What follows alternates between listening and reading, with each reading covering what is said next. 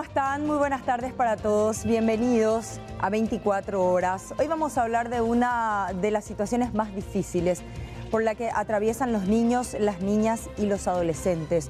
Porque lastimosamente en los últimos años hemos tenido cada vez más denuncias de violencia, de acoso, de estado de vulnerabilidad de muchos de ellos, situación de calle,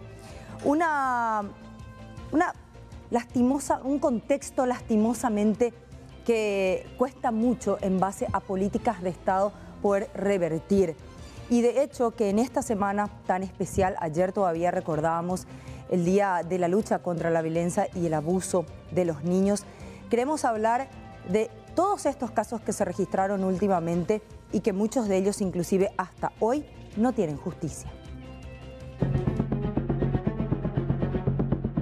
Esperaba encontrarme con una pelea entre niños o algo así. Por eso solicito ver los videos y al final lo que me encuentro es agresiones en situaciones reiteradas por parte de las docentes del aula de mi hijo. Lo sacuden, lo empujan, le hacen juntar juguetes de manera brusca al piso. Y lo que más me sorprende es la naturalidad con la que se manejan las docentes porque ninguna se inmuta. Se da entre niños cuyas edades oscilan entre 9 a 10 años. Y ella cuenta que no solamente ella era abusada, que también eran abusados sus demás compañeros.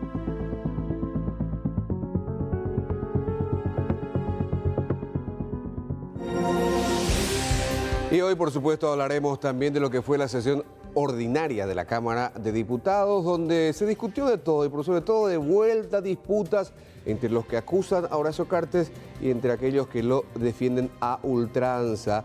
Lastimosamente, la sesión de vuelta quedó sin quórum. Una persona física ni jurídica que no tenga en su ramo el de financiera, el de prestamista, no puede prestar semejantes volúmenes. Y ese monto de 199 millones, presidente, jamás puede representar una operación sospechosa ni tiene por qué ser reportada. Yo no puedo estar compitiendo con un actor político en mi departamento que probablemente reciba mucho cariño a un sector y que pueda ser fruto del lavado de dinero. Cuando es una cuestión habitual, como lo venía haciendo, ya no es una cuestión, digamos, de salvataje entre empresas. Tiene que inscribirse en la Secretaría de Estado de Tributación. Y esta noticia que está dando la vuelta al mundo, la justicia estadounidense afirmó que el actor Johnny Depp fue difamado por su exesposa. Ahora la mujer tendrá que pagar una multa de $15 millones.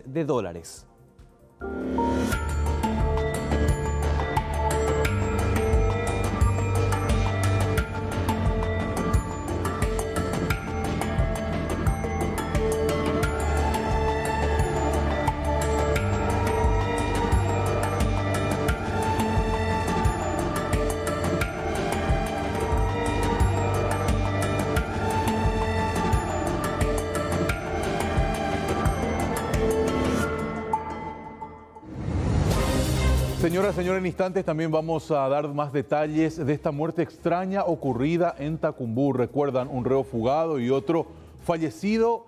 Hasta el momento no se ha dilucidado si es que realmente lo mataron, lo envenenaron, porque se habla aparentemente de la utilización de sustancias químicas que fueron colocadas en el organismo de esta persona.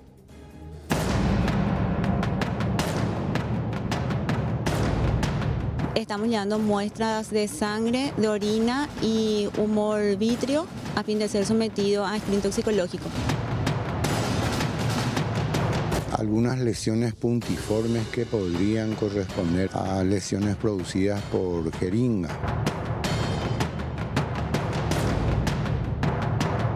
¿Qué causó ese fentanilo que dijo, doctor? Suele relajar la musculatura del tórax y en altas dosis después produce una insuficiencia respiratoria y un paro.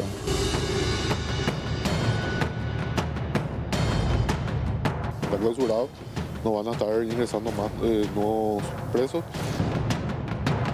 Se hizo una denuncia en el Ministerio Público, también por una presunta liberación de presos. Hablamos ahora de uno de los casos más importantes hace unas semanas que involucraba a un pequeño de solamente 6 años, porque un tercer alumno de esta institución educativa fue identificado como un presunto autor del hecho de abuso. Y justamente se habla sobre el tipo de relación que tienen que tener también los padres con los niños, el de mayor comunicación posible, para poder detectar estos casos que son tan delicados lo antes posible. La fiscal Karina Sánchez confirmó que en la investigación del caso de abuso sexual en un colegio de la ciudad de Lambaré ya fue identificado plenamente el tercer menor de edad, respetándose el protocolo que rige para el caso. Fueron identificadas las 3 personas que en principio habían sido los agresores de la víctima. Estamos haciendo todas las diligencias que ameritan para corroborar también esta información que que colectamos y esperamos que en la brevedad posible podamos completar todas las diligencias que tenemos planificadas para de esa manera trasladar toda esa información al juzgado de la niñez y la adolescencia.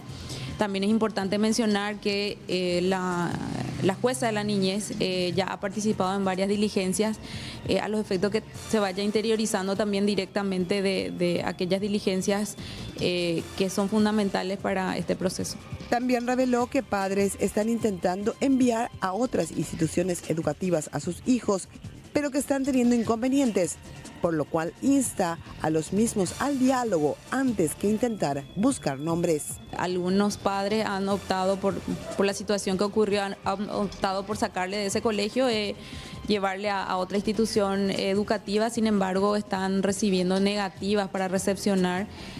No solo de los directivos, sino también de padres que se están oponiendo a que alumnos de este colegio sean recibidos en otros colegios. Tenemos que pensar un poquito más amplio, tiene que ser nuestro pensamiento.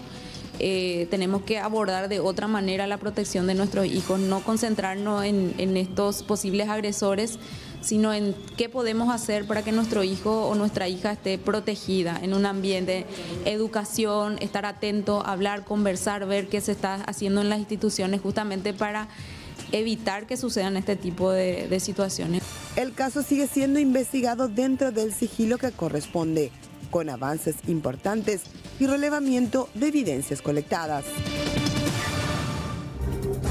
Vamos a nuestro primer contacto con exteriores, hasta Ciudad del Este, junto al compañero Luis Gavilán, donde una mujer denunció haber sido raptada, violentada sexualmente, incluso despojada de algunos artículos, pero al parecer, Luis, esta no es la historia, porque la policía encontró algunas inconsistencias en su relato. Luis, ¿cómo estás? Bien, Aníbal, un saludo para vos, para los demás compañeros en piso y nuestros televidentes. En realidad vamos a relatar la historia de Ramona Domínguez. ¿Y por qué la historia de Ramona Domínguez? Se preguntarán, porque la historia solamente ella la creó en su mente para transmitir a la policía en una denuncia que formalizó en la comisaría primera de Ciudad del Este. Según el relato que ella hacía, un relato con ribetes de película, en realidad la misma fue tomada en plena ruta por 2 personas a bordo de un automóvil y llevada a la fuerza. Fueron 2 horas de recorrido, según la denuncia. Fue forzada a tener relaciones con estas personas, 2, reitero, del sexo masculino, y finalmente abandonada en la zona del barrio Ciudad Nueva de Ciudad del Este. 2 horas y poco más de recorrido, según la denuncia que ella planteaba en sede de la comisaría primera de Ciudad del Este. Sin embargo, la policía empezó a hurgar, a investigar durante el transcurso de ayer, pasado el mediodía, porque ella hacía la denuncia alrededor de las 11:30 más o menos, y 2 horas, 3 horas después la policía empezó a investigar el hecho, bastante grave, a juzgar por el relato que hacía la señorita Domínguez, de tan solo 19 años de edad. Hoy en horas de la mañana ella es llamada a declarar y allí empieza a caer en contradicciones. Inconsistencia entre el relato que hacía en esa denuncia formal ante la policía y lo que mencionaba ante la agente fiscal Rosa Carolina Gadea. La ruta nunca existió, el vehículo Toyota Premio nunca existió, los dos hombres en realidad en Paraguay no existieron, nunca, solamente en la cabeza de la señora Domínguez. Ella confiesa que fue a Foz de Iguazú en la madrugada del lunes último, volvió al día siguiente, fue a prestar un servicio. En este caso tuvo, sí, admite ella, relaciones sexuales, pero a cambio de una paga. Y cuando volvió a Paraguay, la dejan en el puente, ella camina por la ruta y vuelve a casa. Allí empezó el problema con aparentemente su pareja sentimental. Entonces, para no tener problema con el hombre, decide finalmente inventar la historia en casa primeramente y luego ir a formalizar esta denuncia en sede de la comisaría. Realmente impresionante todo lo que ocurrió. Esto generó repudio en las redes ayer cuando se daba a conocer la noticia por la tremenda inseguridad, y finalmente hoy la repudiada fue esta joven por la propia ciudadanía, que la alentó a que realizara la denuncia y se pueda identificar a los supuestos responsables de este deleznable hecho que nunca en realidad ocurrió, simplemente en la mente de Domínguez. Vamos a escuchar porque es impresionante todo lo que dice el comisario Feliciano Martínez, que tomó intervención, él es jefe de investigación de delitos del Alto Paraná, en relación a esta fantástica historia de una joven de 19 años. Habíamos traído ya algunos circuitos cerrados ahí de la zona de la aduana, otros lugares también donde ella había manifestado que le habían apretado un vehículo de color oscuro con dos personas, inclusive manifestó que estas personas tenían acento extranjero, que podían ser, inclusive dijo que podían ser chilenos o argentinos, por la cual movilizó a todo el departamento de Alto Paraná en cuanto a la seguridad. Se trajo esos videos, esos circuitos cerrados de varios puntos donde ella había manifestado, no se le observa a ella. Posteriormente cayó en varias contradicciones, se le llevó al departamento de investigaciones, se le hizo los exámenes médicos que encabezó acá la fiscala que lleva la causa, y no tuvo otra opción que manifestar paso por paso lo que había sucedido. ¿Ella cuánto cobró por el servicio, les dijo, comisario? Ella había cobrado 350.000 por el servicio que había prestado en el lado brasileño. Posteriormente le acompañó otra vez su cliente hasta la mitad del puente Remanso, donde de la mitad, puente de la mitad, donde ella manifiesta que le había sacado otra vez esa suma por el mal servicio que le había prestado, según ella manifiesta. Bueno, realmente de película todo esto que estamos escuchando de la voz del comisario Feliciano Martínez por el horario. Ella denunció que a las 7 supuestamente de la mañana del día martes fue raptada a bordo del vehículo. La policía fue a indagar con los vendedores que están siempre por la zona y nadie vio nada, nadie se percató. Sí. Eso ya empezó a llamar la atención. Entonces verificaron cámaras del sistema 911, fueron hasta el barrio Ciudad Nueva, porque del centro al barrio Ciudad Nueva tenemos 7,5 kilómetros, 8 de distancia, en el lugar de referencia, entre comillas, donde dijo ella que la abandonaron 3 horas casi después de las 7 de la mañana. Empezaron a hurgar, vieron imágenes de circuito cerrado y nada del vehículo o algo que pareciera sospechoso. Entonces, evidentemente, al no encontrar indicios, lo único que quedaba es que ella vaya a testimoniar ante el Ministerio Público, a testificar, a ratificarse en esta grave denuncia, y a partir de allí empiezan las inconsistencias que finalmente ella, termina revelando que inventó para no tener problemas con su pareja sentimental. Es muy joven, realmente 18 años, causó ¿no? revuelo desde ayer todo eso. Sí, así es. Entiendo que ha cumplido hace poco, está entre 18 y 19, entiendo que ya cumplió 19 años esta persona, a juzgar por la identidad que mostró. Generó movilización de todo el personal, una estructura importante, porque ayer la Fiscalía ya le dio contención con los psicólogos que están para el efecto. Los psicólogos del Ministerio Público, se le dio participación también al médico forense de turno. Realmente se movilizó toda la estructura para que finalmente ella termine confesando de que fue una trama, una historia que solamente ella la diagramó en su cabeza. Realmente es terrible todo esto, y vamos a escuchar Sí, a ver, te escucho, Aníbal. No, quería nomás decirte que ahora, después de haber tramado todo, esto le va a significar una imputación por simulación de hechos punibles. Claro. Algo que tiene una expectativa de hecho, tenemos esas considerable. imágenes, Aníbal. ¿Perdón? Así mismo, no. De hecho que tenemos, justamente captamos el momento en que la policía detiene a la denunciante. Ella queda en carácter de detenida por disposición fiscal este mediodía, y ese momento nosotros captamos justamente con nuestras cámaras, y ahora será imputada por simulación de hecho punible. Imagínense todo lo que ella va a tener que soportar después de esta tremenda trama que ha movilizado a la estructura que tiene que investigar y perseguir este tipo de hechos punibles. Y ni qué decir todo lo que se generó en redes sociales hoy cuando damos a conocer este giro, entre comillas, hasta si se quiere inesperado. La reacción de la gente en redes no se hizo esperar. Vamos a escuchar lo que decía a propósito en ese sentido la agente fiscal. Hablamos de la doctora Carolina Rosa Gadea. Ella refiere que mintió con relación a los hechos, que primeramente fuera atribuido a 2 personas que fueron que la sometieron sexualmente. Ella contó en forma pormenorizada qué es lo que habría ocurrido.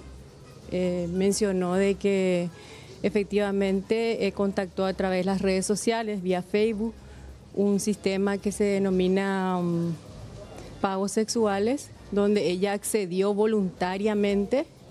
Fue hasta la ciudad de Foz de Iguazú, en donde mantuvo relaciones sexuales con una persona del sexo masculino en forma voluntaria, recibió el pago por esa actividad realizada. Posteriormente vino caminando hasta el Puente de la Amistad y le sustrae nuevamente el dinero que le fuera dado por este hombre. A raíz de que ella iba, no sabía cómo explicarle a su marido esta situación. Tiene también un bebé de 11 meses, motivo por el cual inventó esta historia. Bueno, evidentemente aquí no hubo nada real, simplemente una ficción montada en la cabeza de esta señorita, que ahora ya está procesada, privada de su libertad por haber simulado un hecho considerado bastante grave. Imagínense, a la luz pública, 7 de la mañana, raptada por 2 hombres que la someten sexualmente y después la abandonan ante la mirada de mucha gente ya en ese horario. Es por eso que se movilizó toda la estructura y se llegó a la conclusión muy pero muy rápido. Ella misma termina admitiendo que inventó esta historia para zafar del conflicto familiar, en este caso un conflicto con su pareja sentimental, Aníbal. Y vamos a ver qué tipo de medidas cautelares solicita la Fiscalía en este caso, Luis, porque recordemos que en otros hechos similares, a gente imputada también por este hecho punible de simulación de hechos punibles, mayormente suele pedirse la prisión preventiva. Ojalá que la Fiscalía no lo haga, atendiendo que esta mujer de 18, 19 años tiene un hijo pequeño de 11 meses y criatura de la que tiene que hacerse cargo todavía. Vamos a ver qué resuelve entonces la agente fiscal, Luis.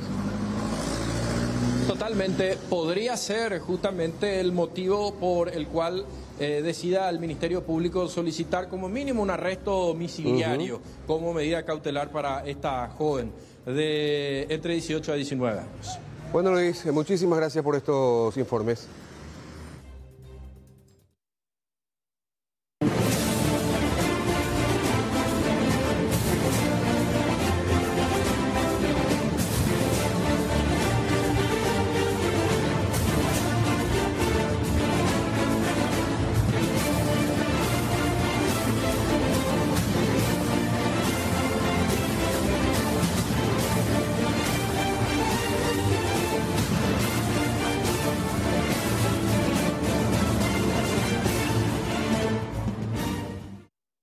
Instantes detalles de uno de los juicios más mediáticos en los últimos tiempos en Estados Unidos.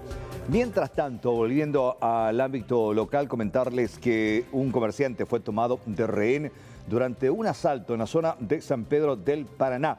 Estuvo en manos de los delincuentes por varias horas y fue liberado posteriormente. Los bandidos golpearon a la víctima y se alzaron con un millonario botín.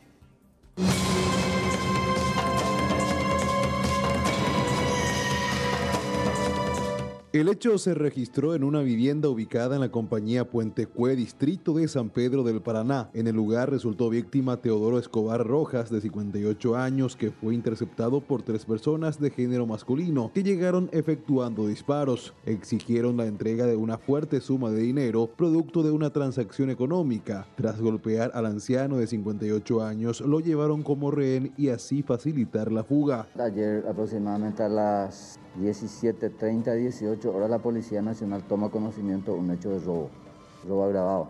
A raíz de esa información se constituyen al lugar del suceso y lastimosamente se les encuentra una menor de edad, persona del género femenina de 17 años de edad, y ella empieza a proporcionar los primeros datos de lo que realmente aconteció en el lugar. Tal es así, manifiesta de que ella trabaja mismo en el lugar, una empleada más. El señor se encontraba en una vivienda pegado a su domicilio, en donde también funciona una pequeña despensa. Llegan al lugar 2 personas del género masculino, simulando prácticamente en este caso ser clientes. Por lo que el señor se dirige de la casa de al lado al local, a la despensa, y en ese pequeño trayecto ya le toman, lo reducen y lo introducen en la despensa. Fue ahí que les atan las manos y empiezan a buscar el dinero.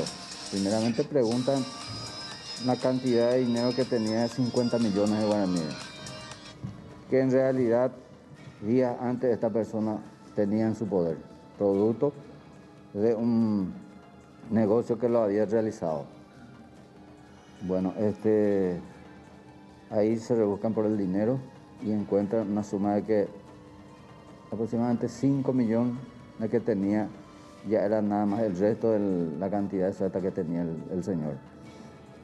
Cuando yo me movilizaba a bordo de mi vehículo con 2 personales, llegamos al lugar y se da la casualidad de que por el trayecto nosotros pudimos ubicarle a este hombre que fue víctima, ya prácticamente después de 4 horas.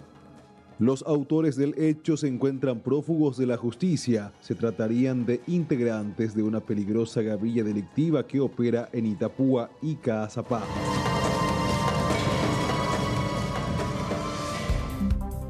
Bueno, los padres de familia quieren saber qué va a pasar con el tema de las vacaciones de invierno. ¿Se levantan o no? Bueno, hoy la Sociedad Paraguaya de Pediatría formalizó el pedido de adelantar las vacaciones de invierno hecho al Ministerio de Educación. Y textualmente lo que dice el pedido presentado a la cartera de Estado señala que la asistencia de niños y jóvenes a los centros de formación en esta situación de saturación en los hospitales se traduce en una propagación de los virus y por tal motivo solicitamos tenga a bien tomar los recaudos necesarios para poder adelantar las vacaciones de invierno de julio a junio ante dicha situación epidemiológica. Escuchemos lo que decía la doctora Ana Campuzano.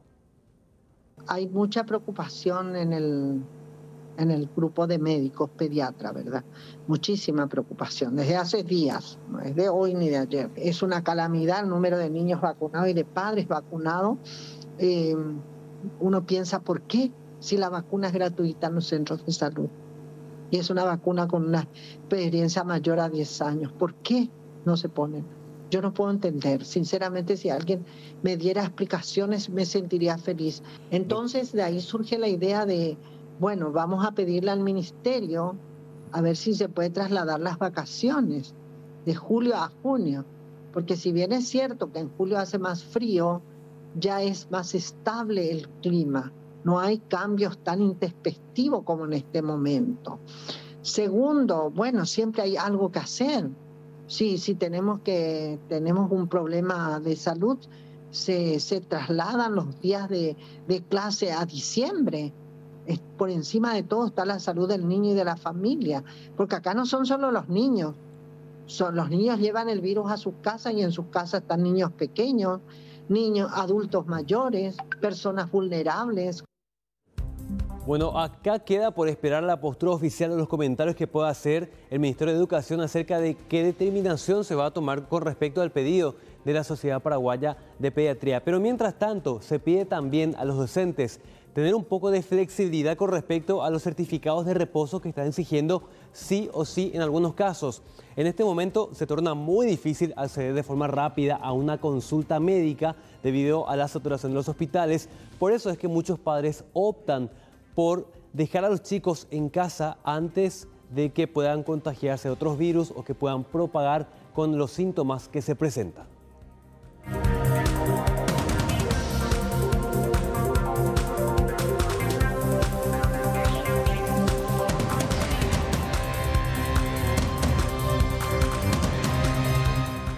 Vamos a hablar ahora de lo que ocurre en la ciudad de Pedro Juan Caballero. Al arranque de nuestro informe hablábamos de niños vulnerables realmente, y en este caso la historia nos presenta situaciones calcadas de las vividas principalmente en el exterior, con los tiroteos en Estados Unidos con un final realmente muy triste, las amenazas en colegios tanto capitalinos como en las principales cabeceras departamentales también, y una de ellas es Pedro Juan Caballero. Hasta este Centro Regional de Educación Raúl Peña de Pedro Juan Caballero ha llegado una cantidad importante de efectivos policiales, también de fiscales y evidentemente padres muy, pero muy preocupados con respecto a lo que pudieron encontrar en un grupo de WhatsApp. 10 a 13 alumnos, todos ellos menores de edad, crearon un grupo de WhatsApp en donde enviaban audios, hablaban supuestamente de que iban a ir armados hasta el colegio. No se habló de la palabra ataque,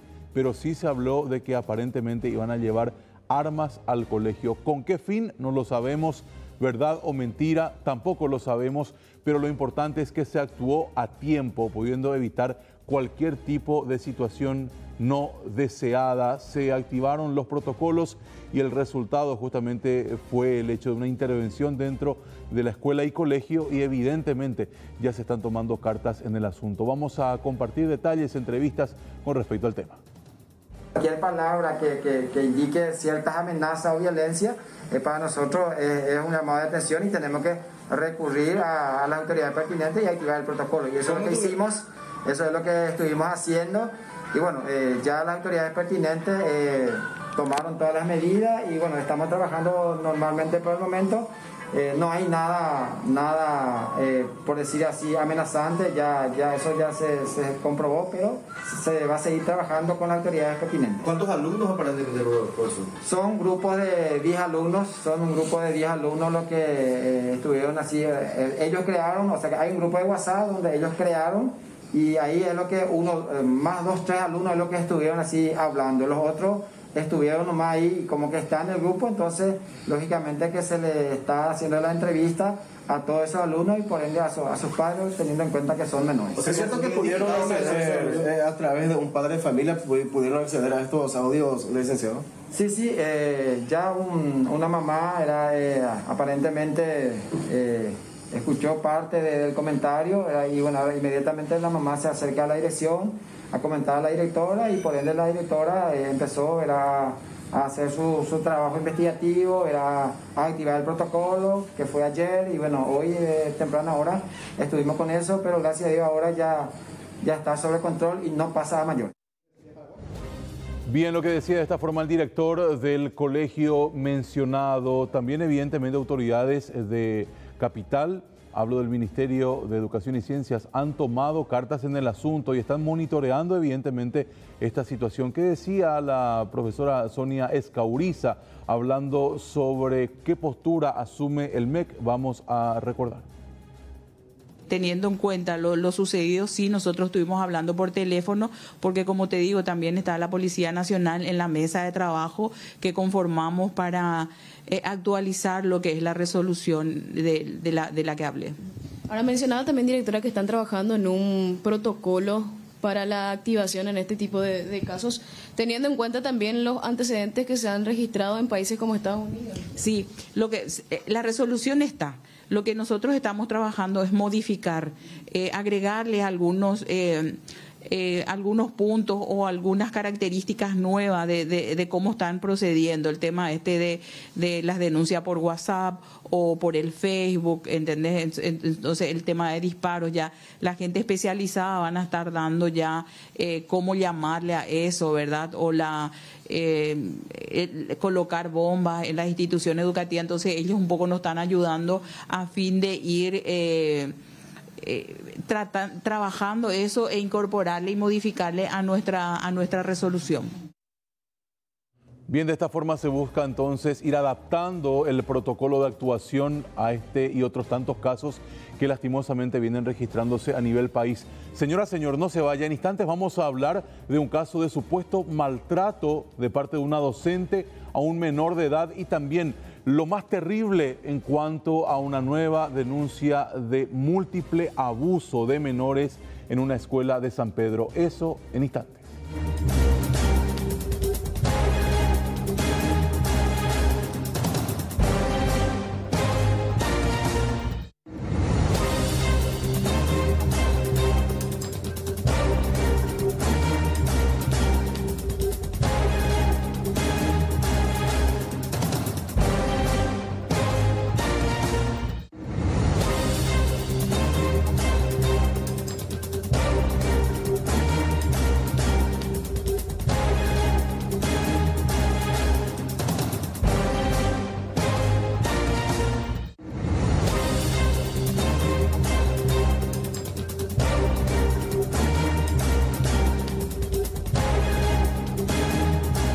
Aparte de este tema, también vamos a abordar en vivo y en directo en minutos nada más. ¿Se acuerdan ustedes que parte de la construcción de la vieja cervecería paraguaya se vino abajo aquí en la zona del microcentro, casco histórico, sobre Hernandarias? Bueno, esa estructura que cayó y obligó a clausurar una parte de esta importante calle continúa así.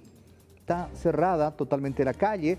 Igual el perímetro en sí está en peligro porque el edificio ya está prácticamente en una situación de que en cualquier momento puede venirse abajo. Vamos a estar en este tema en vivo, en directo, en minutos nada más con la compañera Araceli, pero la noticia internacional destacada nos vuelve a llevar a Estados Unidos, donde un episodio de tiroteo sacudió a Oklahoma, Juan. Exactamente, Carlos. Esto ocurría cerca de media hora nada más, porque los reportes que nos están llegando hablan de esto que ocurría en un hospital. Reportan un tiroteo dentro de un hospital de Oklahoma, Estados Unidos. La policía de Tulsa informó que múltiples personas han resultado heridas en un tiroteo en un edificio médico y que algunas lamentablemente murieron. La policía de Tulsa respondió a los informes de un tirador que habría desatado una balacera dentro del hospital San Francis, en la segunda ciudad más poblada del estado de Arizona. Según la policía, el tirador fue abatido, se han reportado múltiples heridos y las autoridades lo llaman como una escena catastrófica. El equipo del SWAT está respondiendo y limpiando el edificio piso por piso. Es una noticia en desarrollo que está marcando los temas de último momento en Estados Unidos. Ampliamos en minutos.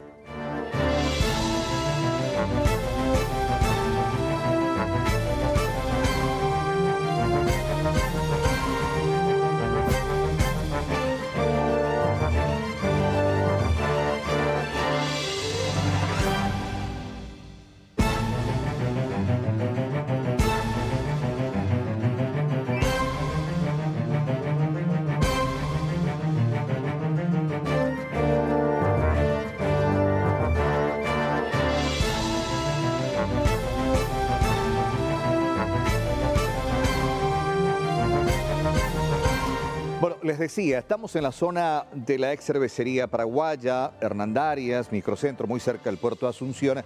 ¿Se acordarán ustedes? Hace un par de meses la estructura se vino abajo, literalmente. Por fortuna no hubo heridos.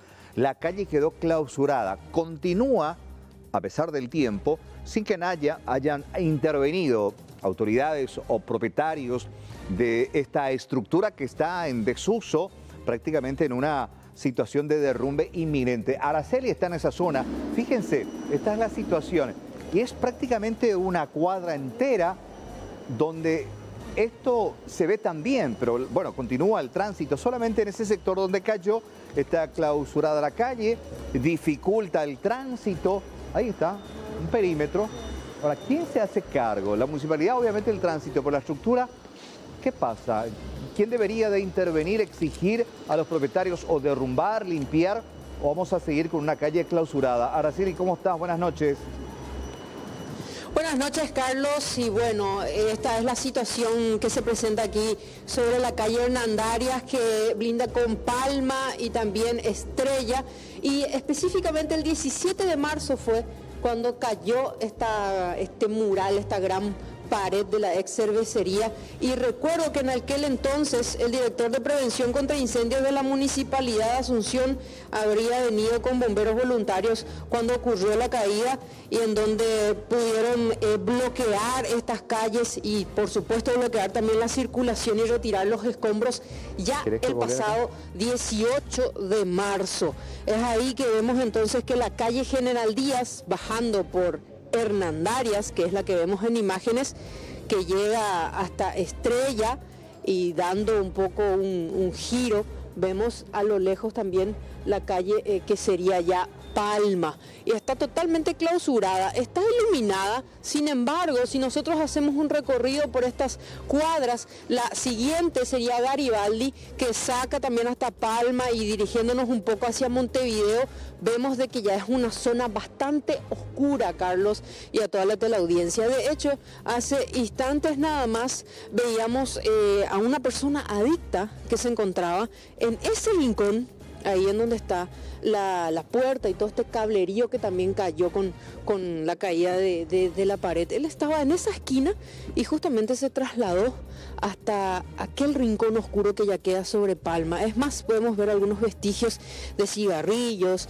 y de otros elementos en donde las personas en situación de calle o adictas vienen y consumen acá. Bastante peligroso para los transeúntes que tienen que pasar por acá, pero es más, los valerosos pasarían por Hernandarias entre Estrella y Palma. Sin embargo, la mayoría opta por cruzar nada más por Estrella y no llegar hasta este sector, porque si caminamos un poquito más hasta Palma, ya vemos de que del lado derecho, de mi lado derecho, está bastante iluminado. Sin embargo, acá, y nos quedamos hasta este punto para no acercarnos porque estaba un grupo nada más también de adictos recientemente ahí debajo del árbol, es bastante oscura.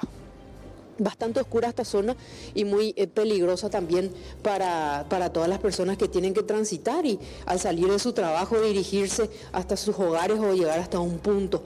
Esto es entonces la parte de Hernandarias y Palmas. Y esta situación se repite en la otra esquina que sería Garibaldi y le sigue también hasta que termina esta calle de Palma que sube nuevamente por 25 de mayo, Carlos.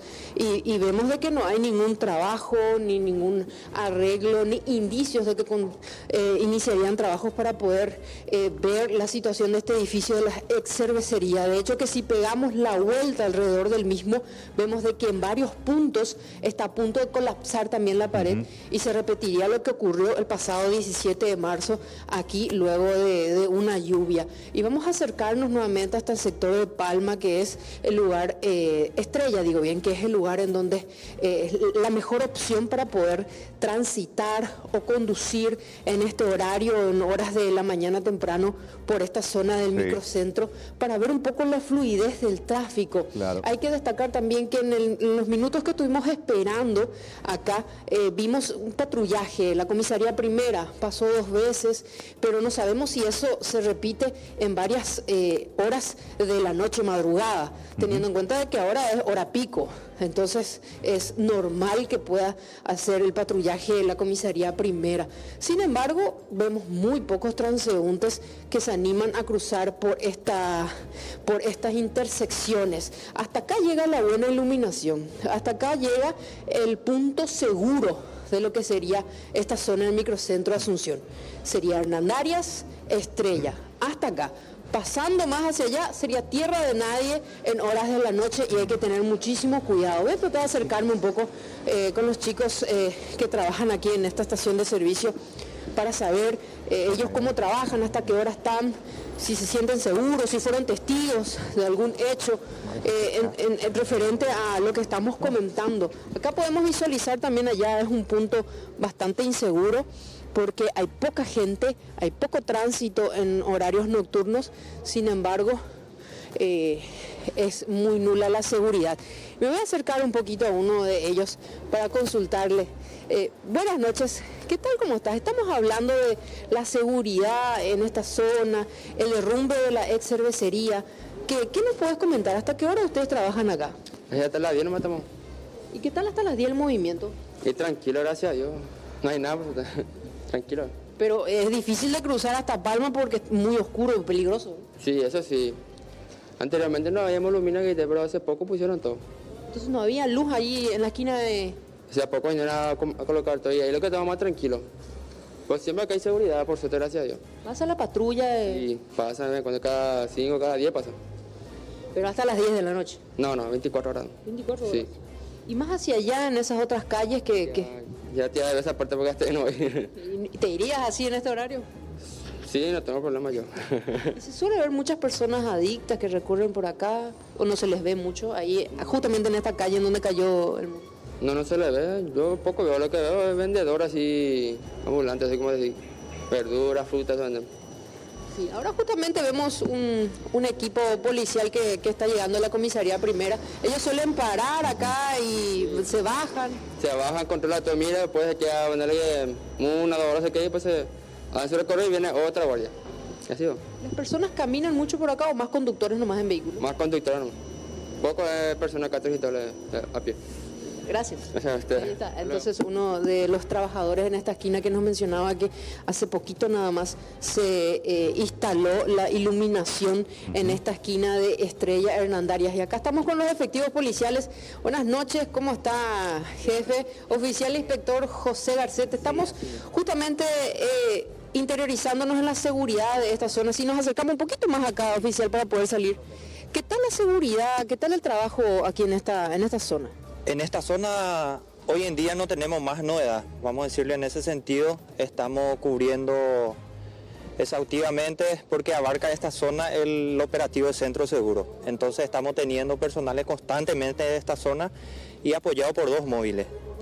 Constantemente estamos patrullando esta zona y al menos esta zona, la ex cervecería, tenemos orden exactamente que no entre la persona, porque anteriormente sí quería ingresar la gente indigente, entonces le estamos pidiendo encarecidamente a que no ingrese ahí.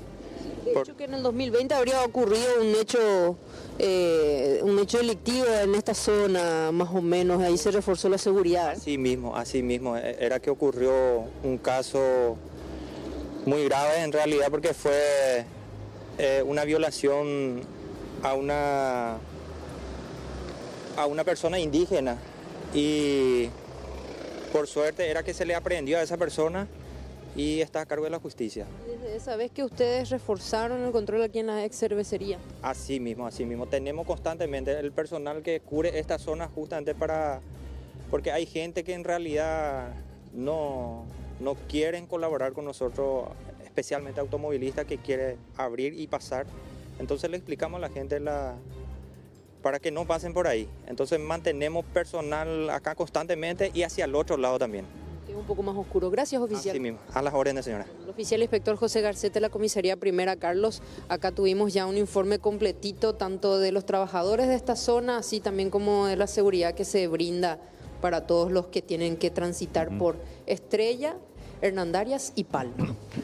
Sí, totalmente. Bueno, hay que preguntar a la gente de la municipalidad porque incluso esa imagen, a ver si me permite ver esa toma, hasta, diría, graficando por lo que vimos, parece parte de una ciudad abandonada, una ciudad fantasma.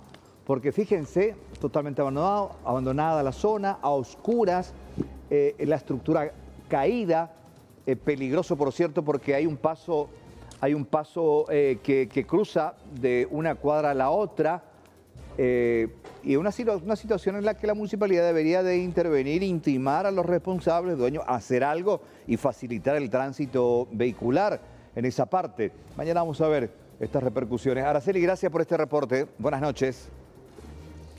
Gracias a vos, Carlos. Buenas noches. Buenas noches.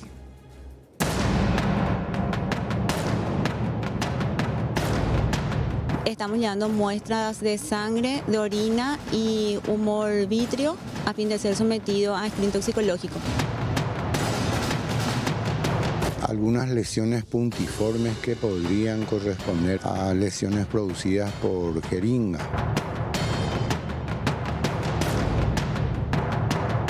¿Qué causó ese fentanilo que dijo el doctor? Suele relajar la musculatura del tórax y en altas dosis después produce una insuficiencia respiratoria y un paro.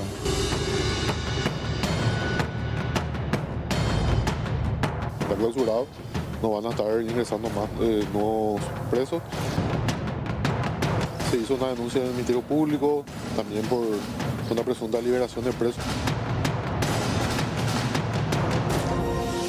En la sesión de hoy en Cámara de Diputados se trataron varios temas. Entre ellos, algunos hicieron observaciones puntuales sobre lo publicado últimamente sobre Horacio Cartes y sus empresas y las vinculaciones de venta o no de productos, cigarrillos por sobre todo.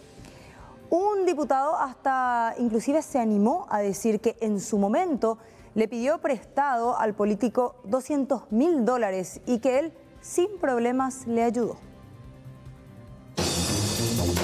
Diputados opositores cuestionaron duramente al expresidente de la República, Horacio Cartes, por los trascendidos del informe de la Secretaría de Prevención de Lavado de Dinero, CEPRELAD. Apuntaron a supuestos préstamos entre empresas del mismo grupo que está ligado al exmandatario y han solicitado que en 8 días se trate la ley antilavado que incluya a clubes deportivos y también tabacaleras. Yo no sé cuánta plata tiene él, pero lo que sí sé es que una persona física ni jurídica que no tenga en su ramo el de financiera, el de prestamista, no puede prestar semejantes volúmenes. Si yo quiero ser prestamista, yo tengo que inscribirme como prestamista. Voy a pedir también en moción de preferencia que en 8 días podamos tratar de que el deporte en general y el fútbol en particular pueda ser sujeto obligado a CEPRELAD, así como la tabacalera, más que nunca, presidente y colegas. Por su parte, los legisladores, miembros de Honor Colorado, solicitaron la palabra para defender la figura de Cartes. El representante de Itapúa, Walter Harms, reconoció ante todos que recibió una transferencia de casi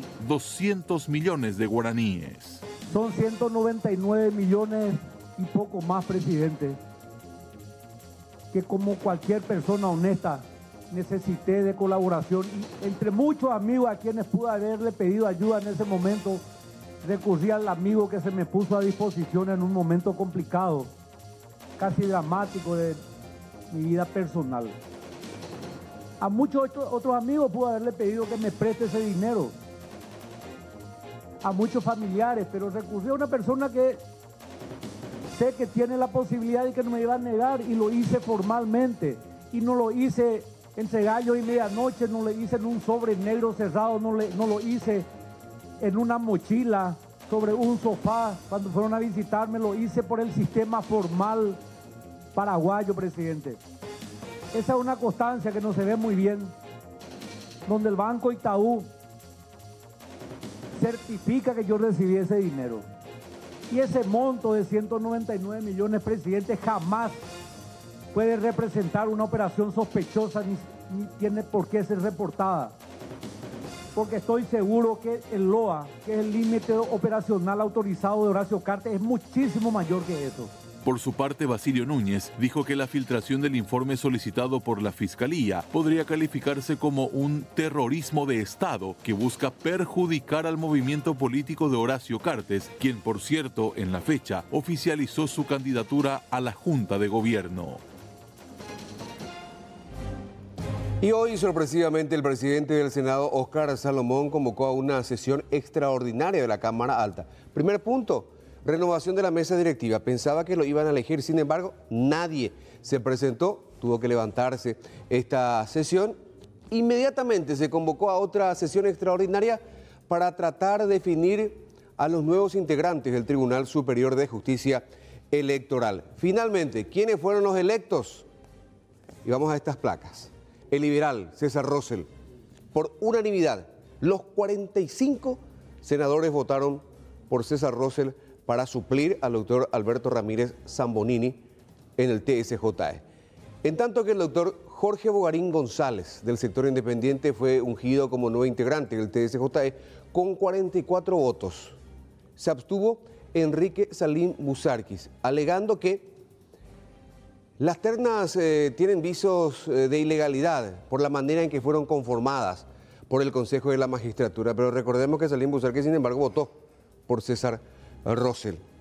Sobre este punto, justamente, Juan Carlos Galaverna ironizó a sus colegas que amenazaban, ustedes recuerdan, con devolver ambas ternas porque supuestamente el Consejo de la Magistratura había violentado algunos preceptos legales. Sin embargo, terminaron apoyando, como ustedes ya habrán visto, a César Rosell de manera unánime y a Jorge Bogarín González dándole 44 votos. Pero escuchemos a Juan Carlos Galaverna ya en la parte final de la sesión de hoy en la Cámara de Senadores. Realmente no sé por dónde empezar. Bogarín hasta hace poco era satanizado porque creo que actuaba de abogado, no sé si seguirá actuando, de uno de los integrantes de la familia González Dáez. Era criticado, repudiado, condenado, y hoy aparece en nuestro Senado como el sumum de la corrección, de la caballerosidad, de la decencia y de la sabiduría. No estoy haciendo juicio de valor, estoy apenas describiendo una situación. Emilio Camacho es lo mejor del mundo. Es una especie de mezcla de Messi, Cristiano Ronaldo, Mbappé y otros.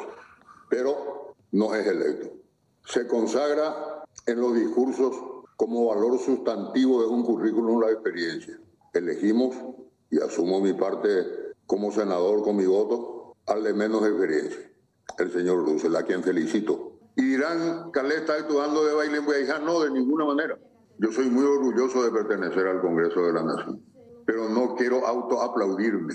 No considero digno el autobombo. Y apenas la Cámara de Senadores seleccionó a los doctores César Rosell y a Jorge Bogarín González, el documento ya fue remitido al Poder Ejecutivo y un par de horas más tarde ya justamente el presidente de la República firmaba estos decretos. Aquí vemos justamente el que confirma al doctor César Emilio Rosell como nuevo integrante del Tribunal Superior de Justicia Electoral.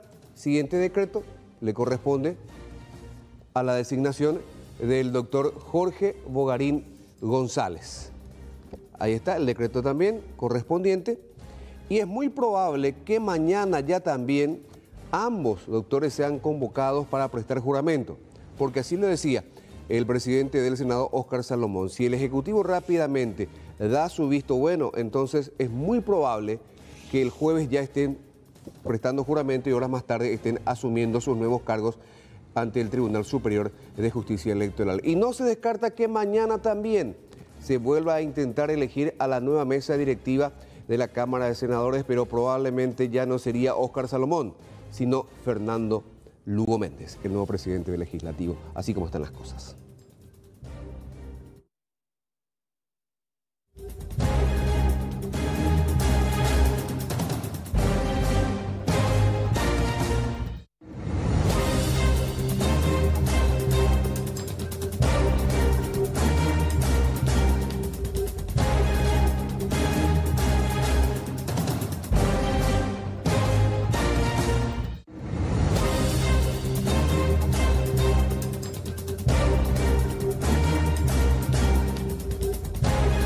Ya lo adelantábamos, señora, al arranque de nuestro informativo, estos niños que están realmente en una situación más vulnerable, atendiendo a ciertas condiciones como el de este chiquito que tiene el trastorno del espectro autista. Esta criatura, este menor de edad, el 24 de mayo pasado llegó con moretones, raspaduras a la altura de los brazos. Entonces, la madre, al observar esas marcas en el cuerpo de su hijo, fue hasta el colegio para poder corroborar qué fue lo que ocurría. Cuando llega al colegio, ella se sorprende, pues, al pedirle a los directivos revisar las cámaras de circuito cerrado que están instaladas dentro del aula donde estaba su pequeño. Ella, lejos de encontrar que de por ahí el chiquito tuvo algún que otro percance con un compañerito o compañerita, habría sido de esta forma sujetado con extrema fuerza. Aparentemente en esa situación también se dio alguna especie de rasguño por parte de una de las profesoras que aparece en pantalla, quien ya fue identificada y que incluso ha llegado a renunciar a su cargo y confesó no tener la capacidad para lidiar con estos chicos.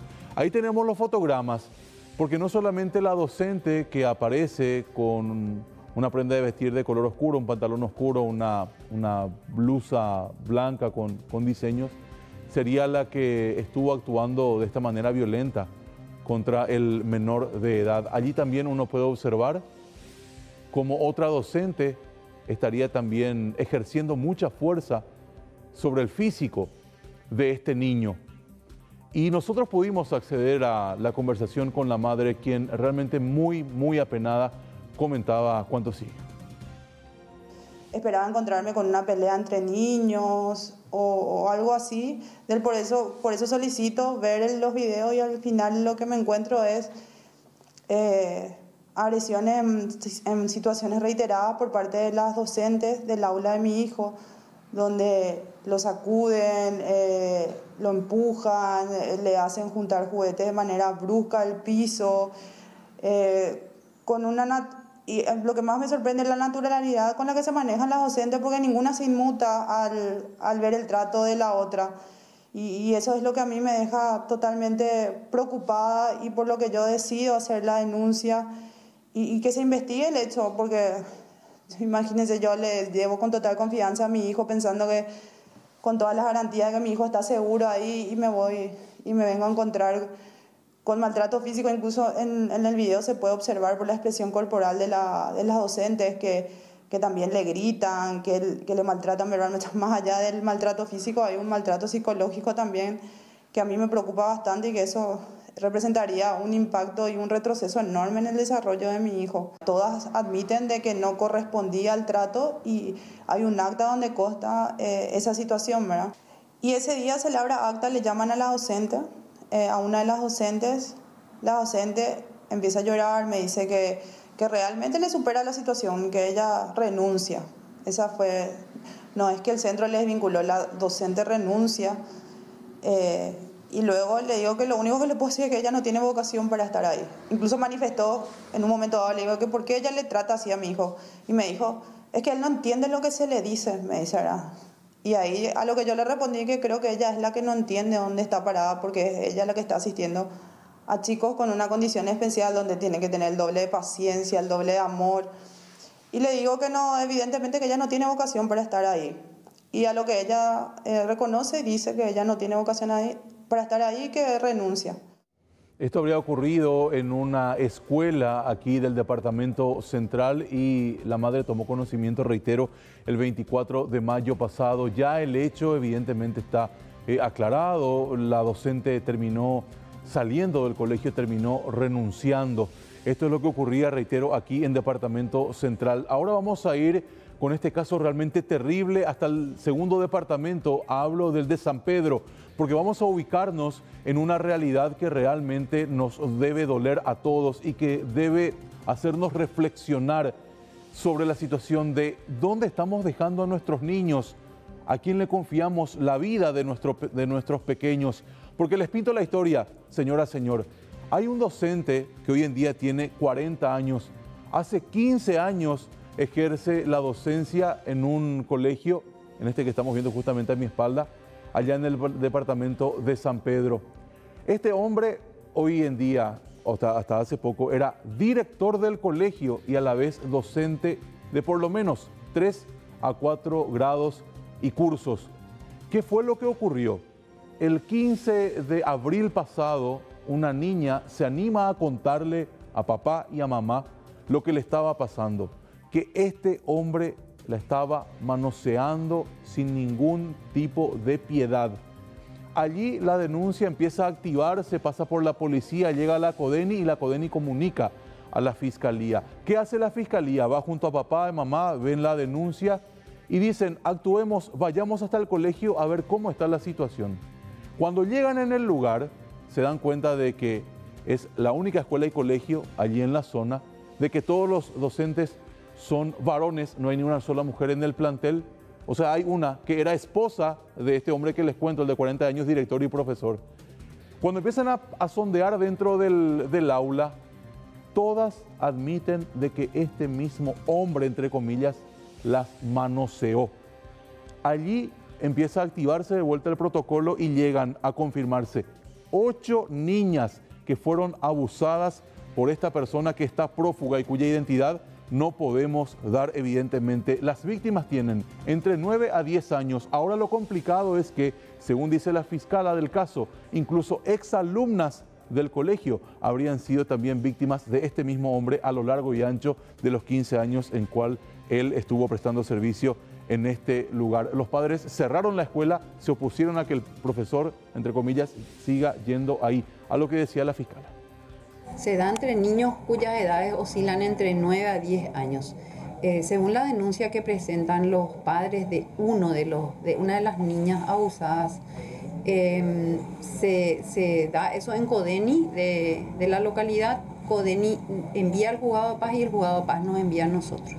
Entonces yo accedo a esta primera niña, la psicóloga del Ministerio Público hace su trabajo de contención y ella cuenta que no solamente ella era abusada, que también eran abusados sus demás compañeros y las nenas sobre todo. Entonces eso nos obligó a nosotros a irnos hasta la escuela, inspeccionar un poco las aulas de las cuales ellas nos hablaban. Y ahí la psicóloga del Ministerio Público tuvo acceso a varias niñitas más del grado. Toditas dieron positivo a ser abusadas, menos el varoncito. Y del siguiente grado, que fueron sus alumnas también, que revisamos nomás por si, también. En quinto grado, toditas las nenas también fueron abusadas. Y preguntamos si los otros docentes no abusan de ellas y ninguna de las 10 que fueron entrevistadas se refirieron a otros docentes, solamente a él como director.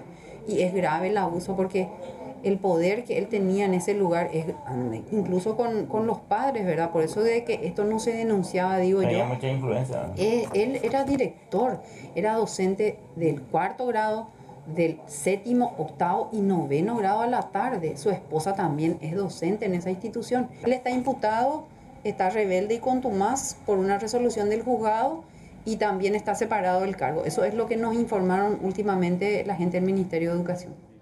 Reitero, esto genera el repudio de todos, evidentemente hablando de este caso de menores que fueron abusadas y se espera que más víctimas también puedan acercarse a ampliar la denuncia sobre esta persona que, reitero, está prófuga desde aquella jornada en la cual se realizó la denuncia. ¿Qué hace el MEC a nivel institucional? Por lo menos hasta ahora se confirma la separación del cargo de esta persona. También ya no se le va acreditando su salario de manera mensual, está con ese beneficio cortado también. Y evidentemente hablan de un protocolo que se debe activar a como dé lugar. Sonia Escauriza hablaba del tema un poco más temprano.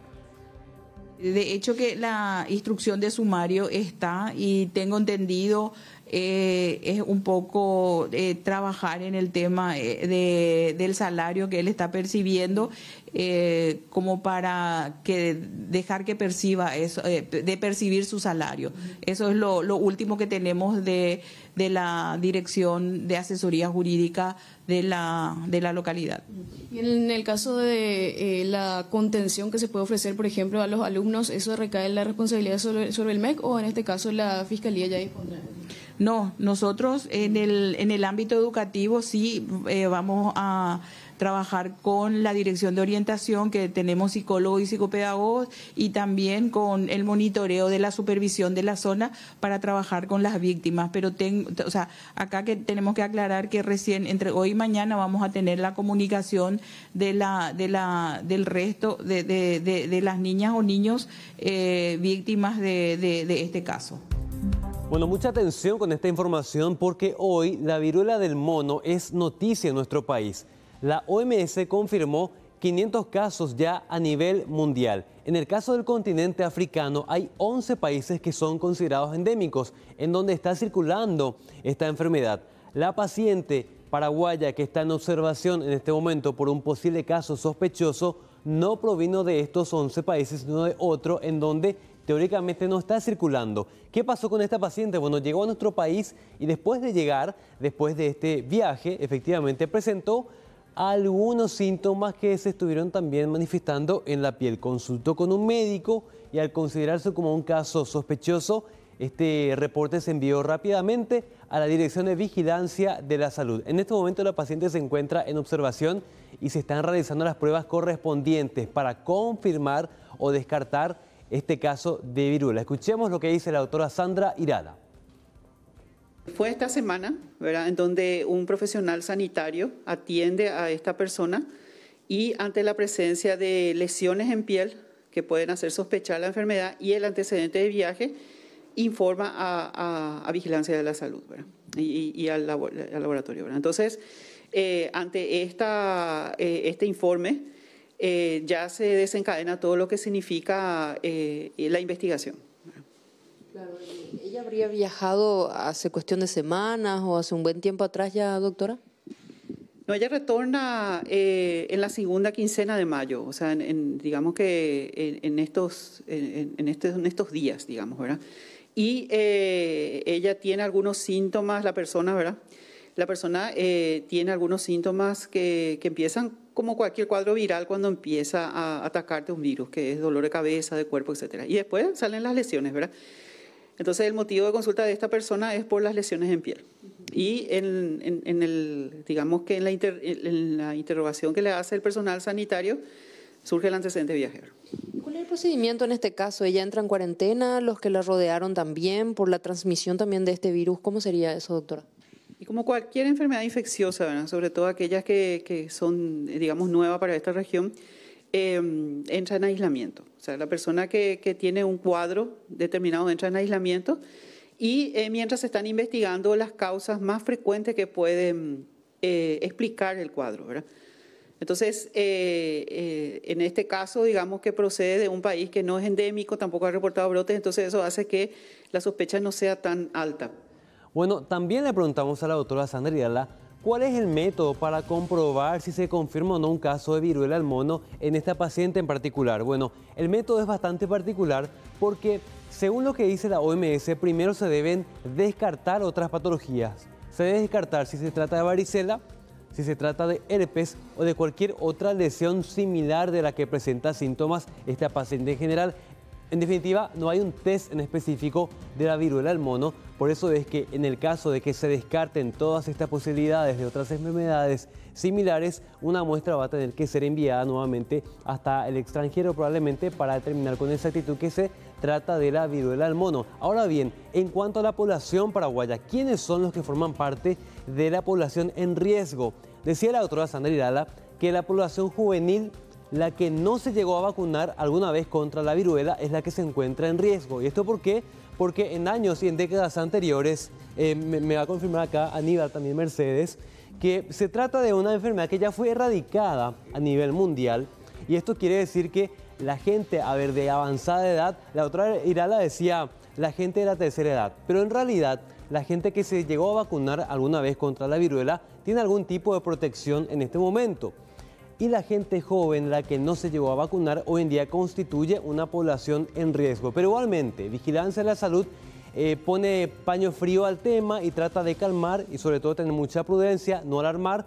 Hay una diferencia muy grande con lo que es el COVID-19 porque se transmite por el aire y por la cercanía que con la viruela del mono, que tiene otra forma de transmisión, incluso por la ropa o con un contacto muy estrecho. Así que bueno, las investigaciones van a continuar.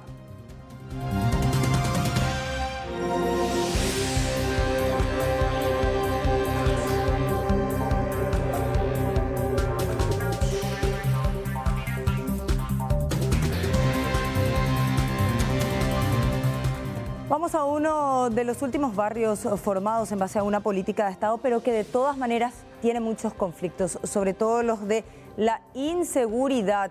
Leila, contanos los detalles desde el barrio San Francisco. Adelante. ¿Qué tal, Mercedes? Buenas noches. Y tenemos que hablar de los constantes hechos delictivos de los que son víctimas los vecinos de este nuevo barrio San Francisco en la zona de Ceballos Cue. El hecho más reciente se dio en horas de la madrugada, cerca de las 3 de la mañana, cuando se ve incluso a un hombre en imágenes de circuito cerrado rondando un negocio. Logra llegar hasta la ventana de esta despensa y logra forzarla abrirla y alzarse con varios artículos que estaban destinadas a la venta. Pero según lo que comentaron los vecinos, no es el único hecho, ya que prácticamente de forma diaria estas personas son captadas por imágenes de circuito cerrado e incluso en muchas ocasiones se tratarían de las mismas personas. Conversamos con la afectada directamente en esta ocasión y así también con otros vecinos y es lo que mencionaban. Pero no es la primera vez y pedimos más por eso apoyo. ¿Y cómo fue que logró ganar, digamos, la ventana? Y con la fuerza capaz. O sea que son personas expertos. Capaz por eso, porque no es la primera vez ni no es el primer local que comienza a afectar. ¿Pero utilizó algún tipo de herramienta o con facilidad? No, con facilidad. ¿En qué te afectó a vos ahora esta persona que robó tu negocio? Y cosméticos. Gracias a Dios que eso nomás que no pudo ingresar más, ¿verdad? Pero anteriormente ingresó y llevó todo lo que estaba en su camino. Yo me quedé hasta las 2 de la mañana para resguardar, para que nadie pueda entrar, porque es la tercera vez que me entraron y no quiero llegar a eso, ¿verdad? Porque comida, entonces tengo que quedarme únicamente, porque la última vez me llevaron todo lo que era mi elemento de trabajo. Fritadora, mixtera, licuadora, todos me llevaron. Todo lo que era mi utensilio prácticamente me llevaron. Entonces yo me tuve que quedar. Y son 6 personas, 6 muchachitos. Yo llamé a la comisaría y me dijeron que estaban sin patrullera, sin moto, que no podían venir. Entonces yo le dije, y bueno, y me voy a quedar únicamente. Jamás aparecieron. Ellos pueden pedir lince, pueden pedir apoyo en la comisaría 23, pero no hacen. Entonces tenemos que resguardar nosotros mismos nuestros locales para que no seamos más perjudicados. Y lo que mencionaba esta última vecina, que no solamente en una ocasión fueron víctimas, sino también en 2, en 3, e incluso muchas veces los mismos vecinos se tienen que organizar para comprar e instalar estas cámaras de seguridad y por lo menos si bien no pueden evitar estos hechos delictivos para tratar de identificar a estas personas. También lo que generó indignación en ellos es que todas las veces que van y hacen la denuncia, según lo que manifiestan, es que en esa comisaría Centro 01, que está ubicada dentro del barrio, al menos el argumento de los oficiales es que o no cuentan con móvil patrullera o no tienen para la recarga del combustible y se basan en eso para decir que no tienen la capacidad de abarcar la seguridad en todo el barrio. Así que es la situación que se da en ese punto, lamentablemente, para estos vecinos que diariamente se sacrifican en tratar de generar ingresos instalando sus negocios, pero que muchas veces son víctimas de estos delincuentes que muchas veces también son del mismo barrio. Se podría entender desinterés también por parte de los policías, porque si ellos no tienen la capacidad de recepcionar la denuncia correctamente y actuar en consecuencia, podrían ellos pedir apoyo, como bien lo decía una de las vecinas y pobladoras allí de este barrio, y que venga en todo caso otro equipo a tratar de escuchar las quejas y las denuncias de los pobladores de este barrio. Es una cuestión de gestión. Gracias, Leila, por estos detalles. Hasta luego. Hasta luego, Mercedes, un placer. Vamos a hacer una breve pausa. A la vuelta vamos a compartir más información. Ya volvemos.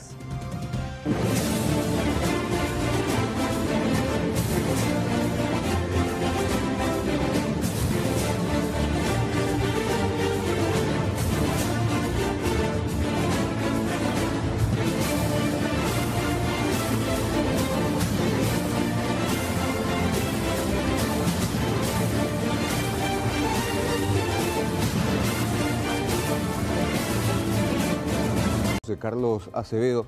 ¿Por qué hacemos esta pregunta? Porque en la mañana del martes 17 de mayo, día en que balearon al intendente Acevedo, agentes de la comisaría tercera de Pedro Juan Caballero retuvieron un vehículo con 4 hombres armados que luego fueron liberados.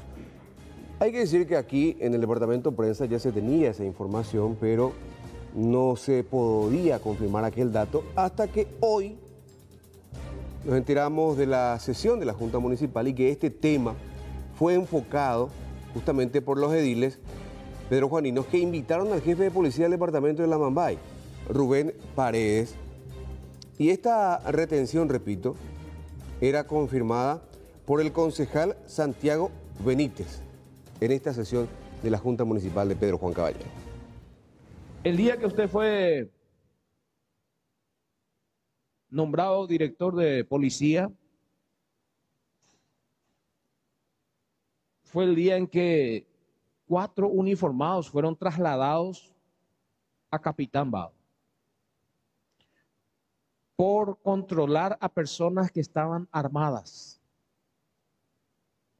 a pedido del jefe de la comisaría tercera, Zamudio. Vaya a saber quiénes eran. Pero los jefes policiales sabían. La información que se tiene es que los 4 hombres armados se movilizaban en un vehículo de similares características, para no decir de iguales características, al utilizado por los 4 sicarios que horas más tarde terminaron atacando a José Carlos Acevedo en la tarde del martes 17 de mayo. El concejal no quiso entrar en mayores detalles por temor a represalias, pero confirmó que los asesinos invocaron a un patrón para ser liberados. Un patrón con un apellido, eso ya corre por parte nuestra, un patrón con un apellido bastante conocido en Pedro Juan Caballero. Así mismo, fue lo que me informaron, que estas personas estaban armadas, decían pertenecer, ser funcionarios de X personas, nombraron a la persona y de igual manera estaban siendo controlados, por decirlo de alguna manera, estaban siendo verificados y entonces fueron llamados de inmediato y ese traslado era una persona, o sea, eran parte de un grupo de personas que no se les debía controlar. No, esos detalles no tengo.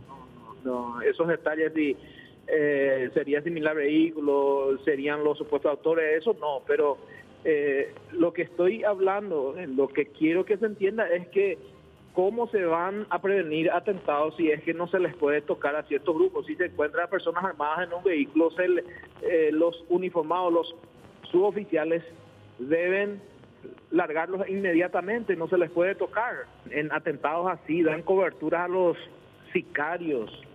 Así de mal está la situación en Pedro Juan Caballero. A mí me gustaría exponerte, darte detalles, pero no da, lastimosamente no da aquí. Y no solo la liberación de estos 4 sicarios fue puesta de manifiesto durante la sesión de la Junta Municipal al jefe de policía del departamento de Lamambay, sino la falta de bloqueo de algunos puntos donde mayoritariamente los sicarios van a desprenderse de sus elementos de ataque, entiéndase vehículos o motocicletas. Y decía la nueva intendenta interina que justamente minutos después de llegar al lugar del atentado le dijo a los policías dónde deberían cubrir para evitar justamente que en esos puntos nuevamente vayan los sicarios a incinerar los vehículos. ¿Y qué pasó? Justamente en uno de esos puntos, Potrero Ortiz, donde ella le había mencionado a los policías, los sicarios terminaron incinerando el vehículo del ataque. Puede ser que inclusive venga a decirle al comisario, cerraron las posibles rutas y les cité las rutas, ¿verdad? Les cité estas colonias, les cité 204, les cité Potrero y después de 15, 20 minutos que le haya dicho, me dice él, sí, ya están accionados los códigos. Y que después de entre 20 y 30 minutos escuchemos en las noticias, vehículo incinerado en Potrero, a 5 kilómetros de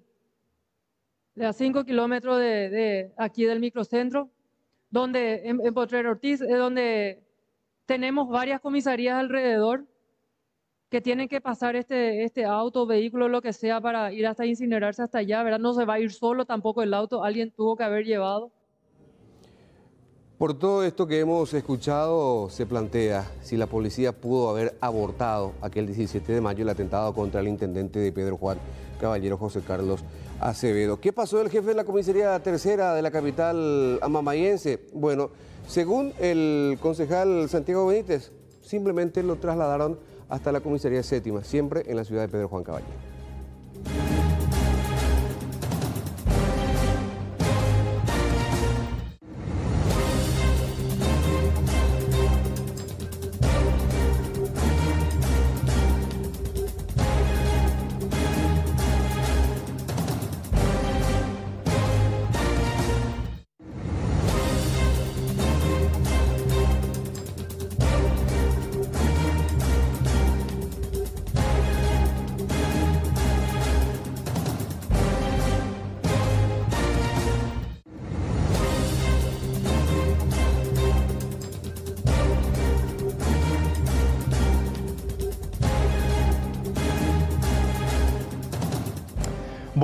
Vamos a comentarles, después de, varios días, 3 en realidad, de deliberaciones, finalmente un tribunal en Estados Unidos terminó dando la sentencia en este mediático juicio entre dos grandes actores, por un lado Johnny Depp y por el otro su ex mujer Amber Heard.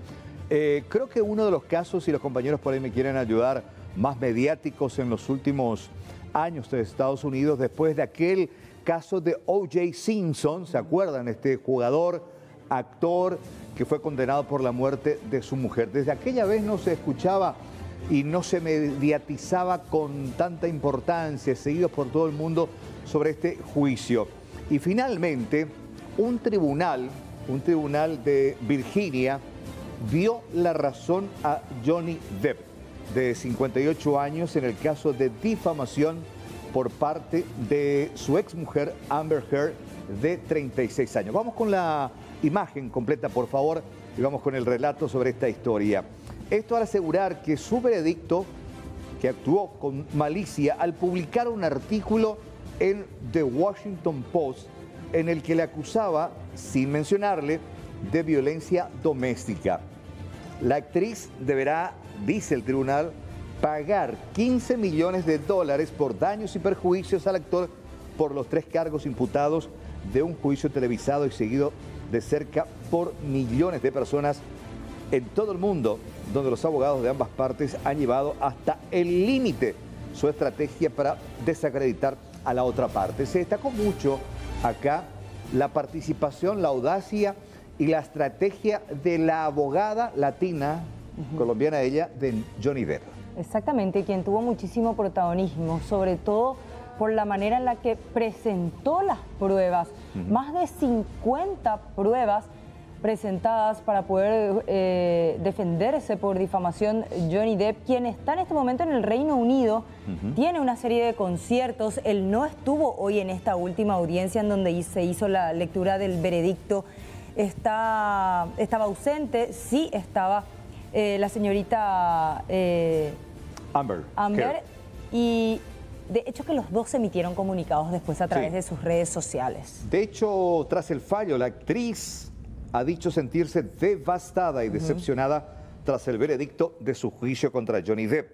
Por su parte, el actor ha expresado en un comunicado que el jurado le ha devuelto la vida y que se siente verdaderamente humillado. Incluso ya algunos especialistas de Hollywood dicen que Johnny Depp iría contra también las firmas cinematográficas de Hollywood, porque este caso promovió la ruptura de contratos con varias empresas cinematográficas que tenían proyectos con él, pero que la mala fama de golpeador, de maltratador y de abusador hizo que se cortara esos contratos. Obviamente ahora es todo nuevo, todo reciente, y habría que evaluar nuevamente eso, porque la imagen está ciertamente recompuesta, es lo que se habla sobre todo en redes sociales, por la manera en la que se presentaron estas pruebas y se dio el juicio que duró 6 semanas. La imagen de Johnny Depp ha cambiado y muchísimo en cuanto a la percepción que tiene el público en general, desde el inicio del juicio hasta ahora el veredicto final. Igual,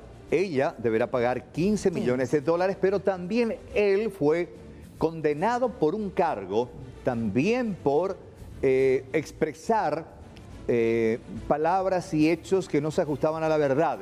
Y él, en contrapartida, deberá abonar $2 millones. Así termina este mediático juicio que arrancó ya hace varias semanas, que millones de personas siguieron en todo el mundo, y finalmente al tribunal le demandó 3 días de largas e interminables conversaciones, discusiones, para finalmente llegar a este veredicto que fue unánime. Porque de hecho que en el estado de Virginia la ley exige que la decisión del jurado se dé de forma unánime. Por eso estaban hasta ayer ya con una decisión, pero que no era unánime, por eso continuaba la deliberación, que como perlita, hoy cuando fue presentada, le faltaba un dato súper importante, que la jueza notó y dijo, devolvió y dijo, vayan, tómense el tiempo necesario, porque aquí falta cuánto dinero tiene que pagar Amber. Entonces allí de una u otra manera ya se deducía de que definitivamente Johnny Depp iba a ser absuelto por difamación o en realidad declarado inocente. Exactamente, de esta manera termina este juicio, uno de los más mediáticos en los últimos tiempos en Estados Unidos, que tuvo como protagonistas a estos dos grandes actores de Hollywood. Jamás hubiera funcionado lo nuestro. Repítelo hasta que te lo creas. Con uno ya es suficiente. Son unos trabajadores excelentes. Aunque debo advertiros que son bastante traviesos. Siempre están bromeando. Augustus, mein Schatz, no está bien que hagas eso. Jovencito. En mi chocolate no pueden meter las manos los humanos. ¡Oh, el fabuloso día! ¡Calú, calé!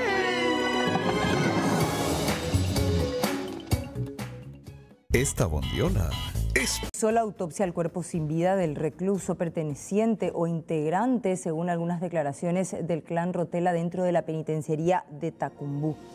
No se determinó aún la causa de muerte, pero sí se puede identificar que en su organismo hay una sustancia que puede llegar a generar la muerte, como por ejemplo es el fentanilo.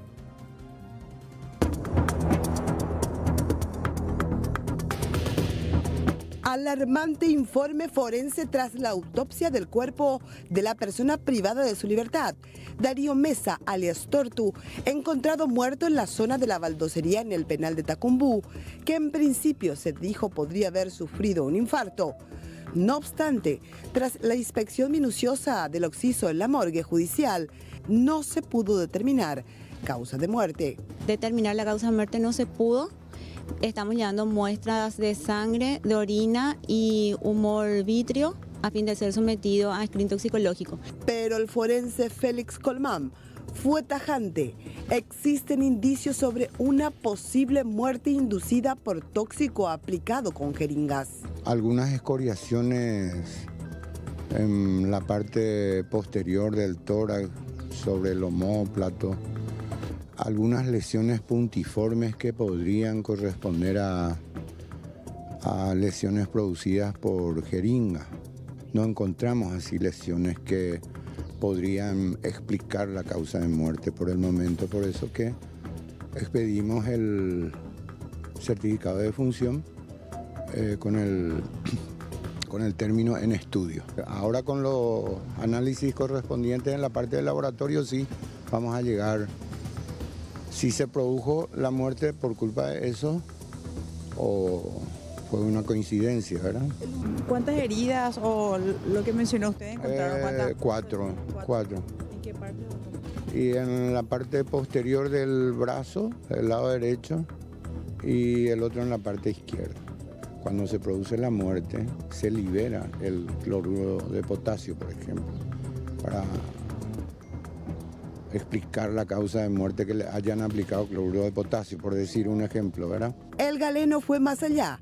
No es la primera vez que eso se detecta en fallecidos del penal de Tacumbú, de muerte por aplicación de fentanilo, cosa desconocida hasta ahora, al menos no filtrada en los medios de comunicación. No estaban en la parte de la flexura del codo donde se suelen aplicar inyectables, pero tuvimos muchos casos así de intoxicaciones, incluso el caso de una persona que había fallecido también allá en la penitenciaría, tenía un montón de lesiones puntiformes por aplicación de... en ese caso creo que fue por fentanilo. Es decir, que existe antecedentes de intoxicaciones. Sí, en muchos casos ya vemos. No solo ahí, también en la parte privada. Hay casos de suicidios también que... ¿Qué causa ese fentanilo que dijo, doctor? Y suele relajar la musculatura del tórax y en altas dosis después produce una insuficiencia respiratoria y un paro. Si bien esa práctica es conocida en miembros de facciones criminales en Brasil, era casi desconocido en Paraguay. El forense también señaló que Mesa no tenía síntomas de ser una persona con afecciones cardíacas. No, es una persona muy joven, 33 años. ¿no? Nada que... Esta mañana también se constituyó en el penal de Tacumbú el ministro de Justicia y el viceministro de Política Criminal, anunciando controles que deberán ser cumplidos. Está clausurado, no van a estar ingresando más nuevos presos y se hizo una denuncia en el Ministerio Público también por una presunta liberación de presos y es la novedad que tenemos. El inquietante informe forense del cuerpo de Mesa, que se confirmará por análisis laboratoriales, pondría al descubierto el descontento entre el clan Rotela por situaciones internas o posibles repercusiones negativas por la muerte del hombre, que aparentemente también sería del clan, al decir por la pose a la hora de sacarse fotos en vida, el puño cerrado. Bueno, 13 grados con 6 a estas horas en Ciudad Capital. De hecho, Meteorología anuncia que tendremos una mañana fría. Se activó el sistema de albergue de la Secretaría de Emergencia Nacional. Allí le tenemos a nuestra compañera Leila Jiménez para contarnos esta historia. Leila, adelante, buenas noches. ¿Qué tal, Carlos? Buenas noches. Y realmente se siente bastante ya el frío a esta hora y sobre todo en la calle. Pero para eso, para aplacar un poquitito el frío, brindar un poco de abrigo y alimento, sobre todo a las personas que están en situación de calle, ya como bien lo decías, la Secretaría de Emergencia Nacional volvió a habilitar el albergue que fue cerrado hace unos días porque recordarán ustedes comenzó a subir nuevamente la temperatura, pero cuando ya se siente nuevamente el ambiente con ese frío más crudo, ellos vuelven a habilitar. De hecho, reciencita nada más llegó un grupo de gente que fue rescatada también de las calles y vamos a conversar aquí con Miguel Caballero para que nos comenten un poquitito. Miguel, ¿cuántas personas tienen ustedes acá ahora actualmente? Muy buenas noches a tu querida audiencia. Ahora mismo tenemos albergado a 45 personas, de los cuales 43 son mujeres, hombres y 2 mujeres. Hace un rato recibimos denuncia de la Municipalidad de Asunción de parte de ellos. Estaban en la terminal de ómnibus de Asunción. Nos fuimos a traerle a 7 personas en situación de calle con nuestra patrulla, ¿verdad? ¿Qué son los que llegaron recién? Así mismo, hace un rato estamos preparando la cena para poder recepcionarle a estas personas que están esperando. Algunos ya están en sus camas. Recién le servimos el café, el cocido con leche y estamos esperando la cena para poder darle a ellos y luego ya a sus camas para poder descansar en esta noche muy fría, ¿verdad? Digamos la olla que estaban cocinando. Un caldito de pollo. Un caldo de pollo. Sí, si pueden mirar. Ideal, sí, ahí ya estábamos viendo ideal para esta temperatura. Ahora, además de los alimentos, además del abrigo, de un lugar donde descansar, también ustedes brindan o tratan de brindar una asistencia integral porque incluso también de repente le mejoran el aspecto, le cambian un poco la ropa también. Así mismo, tenemos 2 turnos, el turno mañana, el turno noche. Nosotros nos encargamos de rescatarle a estas personas y los del turno mañana se encargan de hacer el aseo personal, le cambian el look, les cortan el cabello, las uñas, lo que fuere, y se le cambia también la ropa en toda la mañana, ¿verdad? Algunos ya se van en su lugar de trabajo, algunos son cuidacoches, piden limosna, como saben ya, ¿verdad? Pero no es solamente lo que tenemos, las camas que tenemos acá, sino también las que están dentro del edificio. Así mismo, si pueden pasar al recinto, ¿verdad? Acá están en la sala, por ejemplo, están mirando en la tele una parte de los albergados, ¿verdad? Si pueden pasar y mirar. Ahí van a comenzar a verse, parece ellos, entonces por eso están. Sí, así mismo, ¿verdad? Están un poco tímidos. Sí, así mismo. Pueden pasar, tenemos planta baja y planta alta, ¿verdad? Arriba ya están llenos y en la parte del costado también ya están llenos de albergados. Ahora me decía Miguel, están 45 personas ahora, ¿una capacidad para cuánto tiene el local? 50, pero tenemos plan de contingencia para poder habilitar más, para llegar a más albergados.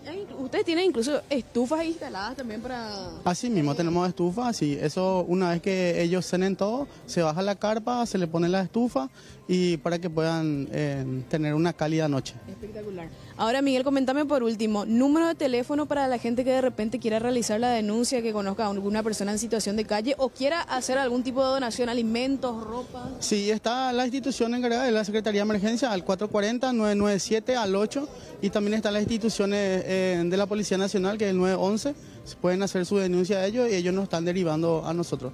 Entonces se encargan, tenemos 2 camionetas que hacen la patrulla y se van en el lugar para hacer, ya sea in situ se hace la asistencia o se les trae, porque algunas veces estas personas no quieren venir al albergue. Gracias, Miguel. Gracias. Ahí está Miguel Caballero, entonces el encargado de esta hora aquí en la Secretaría de Emergencia Nacional, el albergue de la Secretaría de Emergencia Nacional ubicado sobre Montevideo y Mandubirá, y Ayolas, entonces, y ya también el número de teléfono disponible para la gente que desee realizar sus donaciones.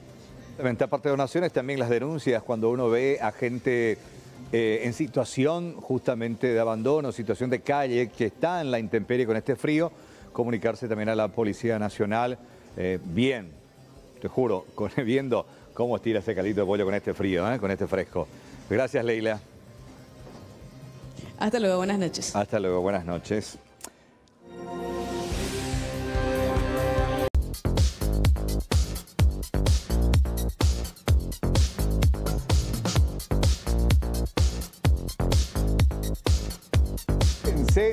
Realmente una noticia que nos llenó de orgullo hoy, la magia del artista paraguaya, aquí vemos en imágenes.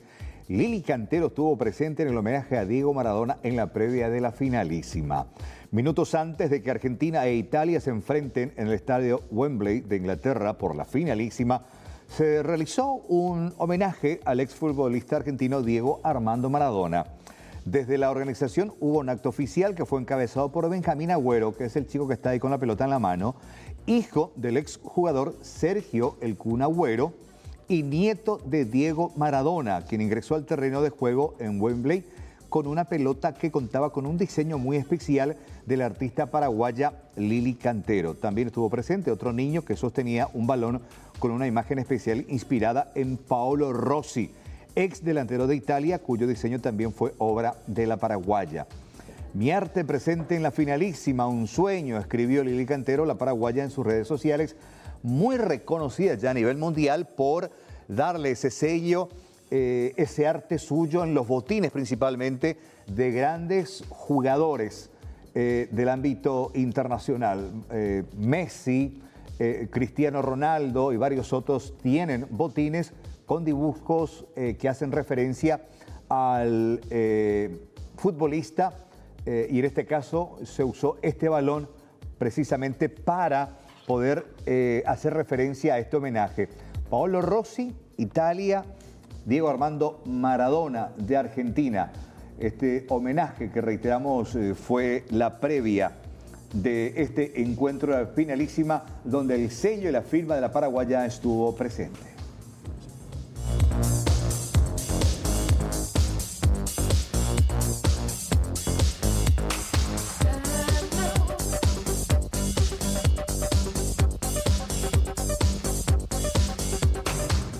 El arzobispo de Asunción, Adalberto Martínez, participa de varias actividades, sobre todo últimamente después de haber sido asignado como cardenal. Y de hecho que entre varias actividades en la agenda también está planeando hacer o realizar un sínodo de obispos en el mes de octubre del próximo año. Gran expectativa genera la designación por parte del Papa Francisco al Monseñor Adalberto Martínez como el primer cardenal del Paraguay. En ese sentido, se realizan varios encuentros con diferentes actores sociales para llevar ante la Santa Sede los temas principales de interés nacional. Bueno, realmente estamos muy felices aquí en Fernando La Mora, en la municipalidad. El intendente nos ha invitado para realizar esta reunión conjunta con las diferentes municipalidades. Son 8 en la arquidiócesis de Asunción y por lo tanto hemos convocado ya hace 3 sesiones para reunirnos y identificar también algunos problemas comunes que tenemos en los municipios, donde la iglesia y las autoridades policiales, intendentes, queremos compartir las preocupaciones comunes que tenemos y de cómo articular también soluciones para buscar de crear mesas de trabajo y tratar temas de seguridad, de salud, de educación, en fin, de las tierras sociales que tenemos también muchas en algunas dependencias o intendencias. Y creo que el resultado está a la vista, es la primera vez que tenemos tanta gente participando también, tal vez todos podamos compartir, así como hemos compartido alrededor de la mesa, las preocupaciones que tenemos y también buscar soluciones a los problemas. Y sabemos de que la solución viene en el diálogo. En el diálogo podemos tener puntos de vista distintos, pero lo importante es hacerlo abiertamente, sin agendas ocultas, siendo sincero con las realidades que vivimos y buscar ayuda. Yo creo que hay un dicho que a mí siempre me gusta, que una mano lava la otra, las dos manos la cara, y hay muchos rostros tristes que enjugar, muchas dificultades, hay mucha tristeza en las personas, jóvenes que están sumidos en las drogas, en fin. Creo que depende de cada uno y del aporte de cada uno para construir este país. El objetivo de esta reunión es acercar las problemáticas del país en cuanto a la inseguridad y la violencia, de manera a aunar esfuerzos y dar ese acompañamiento desde la Iglesia Católica. El Sínodo de Obispos fue convocado por el Papa Francisco para el próximo mes de octubre del año 2023. Ceremonial y protocolo para comer. Está fresca y romántica la noche que compartimos hoy, casi 14 grados la temperatura, el cielo está nublado. El pronóstico extendido dice que para mañana al amanecer va a estar frío, con solamente una mínima de 9 grados y una máxima de 15 y posibles precipitaciones, como podemos ver el cielo completamente cubierto. Mínima de 8, máxima de 19 para el viernes y para el sábado mínima de 13 y máxima de 22. Cielo nublado sin lluvias. Hasta mañana.